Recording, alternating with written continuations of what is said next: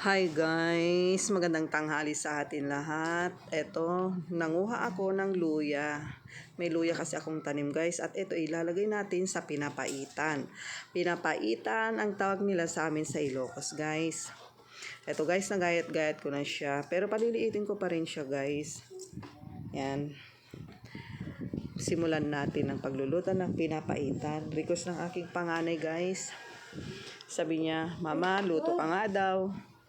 Luto daw ako ng niluto ng kanyang daddy na pinapaitan. Ngayon, bilang Ilocano naman po, tayo ay itataas ang bandila natin sa pagluluto ng pinapaitan. Alam nyo ba guys, ito ay nagsimula sa yung tawag nilang pinapaitan sa karne ng kambing. Dahil sa kambing talaga guys, yan ang pinakamasarap na luto ng pinapaitan.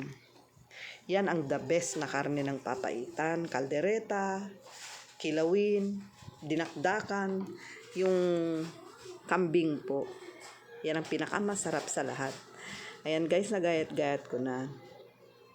At lalagyan natin siya ng dahon ng luya guys. Saka isasama na rin natin yung luya para matanggal yung lansa. Yan yung pampatanggal lansa ng karne ng baka. Yan ay tripilya. Tripilya yata ang tawag nila sa amin ito guys. Limot ko na din. Ayan guys, salang na to. Painitin natin ang kawalit. Ilagay na natin ang sibuyas saka luya. Huwag ng bawang guys kasi maanggo siya pag nilalagyan natin ng bawang.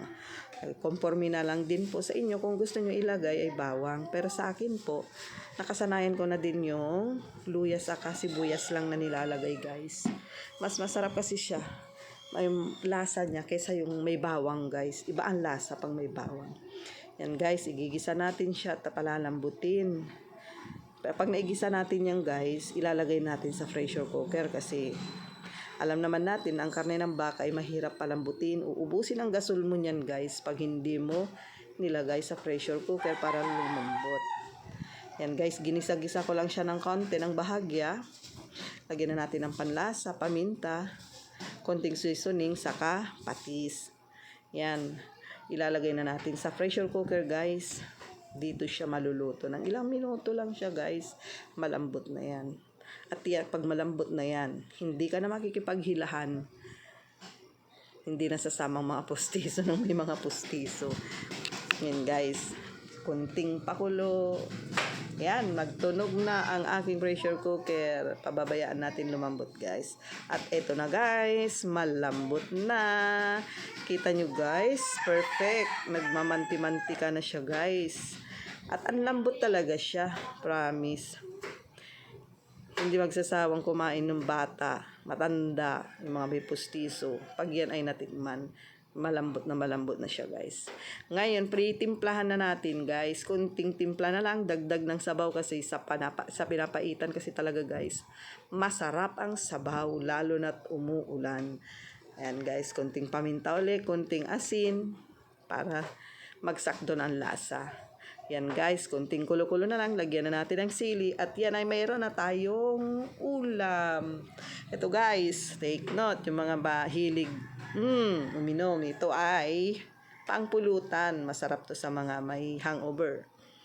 Yan guys, tara, tikman na natin kung ito ipasado ba sa loto ng mga Ilocano. I'm proud, Ilocana. From Ilocos Sur. Yan guys, tikman yung aking lutong pinapaitan. Panalong-panalo to guys, yung natikman ng aking panganay. Halos siya nang nakaubos. Magandang tanghali sa atin lahat guys. Pa-like, share, follow and comment na lang po. Maraming salamat po sa atin lahat. Magandang tanghali, magandang hapon, magandang gabi sa ibang planeta.